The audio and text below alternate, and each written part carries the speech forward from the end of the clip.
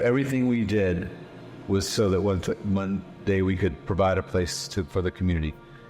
What we found quickly is in buying coffee equipment and sourcing coffee beans, we began to build a new community in the coffee world that we had never had. We didn't know how to do this. Could we find an investor? This is going to take money. How do we find investors? Do we want to keep doing this a year and a half of farmers markets and hauling 15 gallons of water and a 500-pound espresso cart and machines and generators and is this really for us? We were being tried through all of that. Our vision was being tried. What was most surprising is we had to find places to start, and one idea was, let's get into a farmers market. And as we began setting up in our first farmers market, the vendors next to us introduced themselves, and all of a sudden we were in a different community that truly surprised us, because we were thinking, let's get a place, and here's how you start. But now we're in a community of other artisans and other vendors that have their dreams of one day having their places of whatever their trade is, and we're rooting for each other, and we're cheering for one another's future. And so community began to surprise us in so many ways, as we had this long-term vision of creating a place where we hosted community. What if we never get our doors open?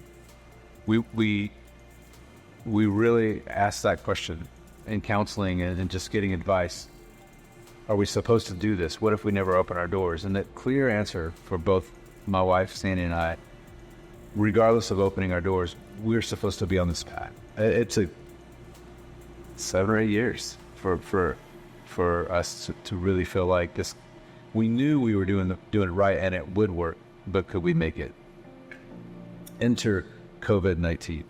Some of our greatest obstacles have been this property.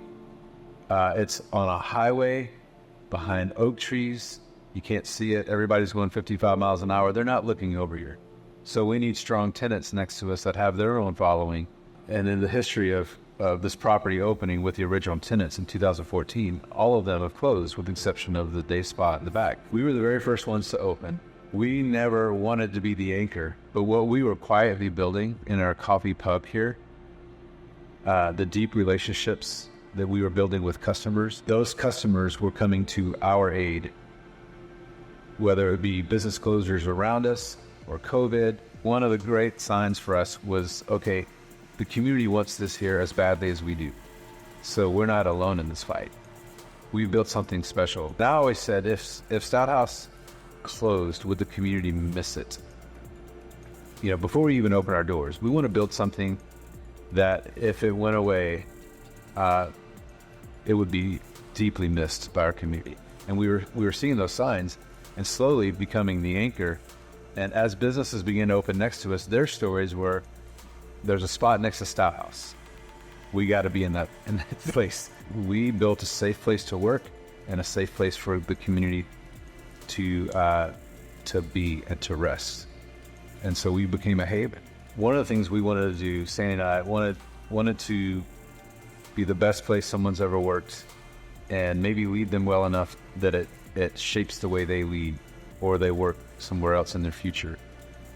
So we wanted to be a safe place to work and where the team really loved each other. One of our employees' sons likes to come and sit. He's 2 maybe. Likes to come and sit here with our daily customers that have all become friends, and they all sit here.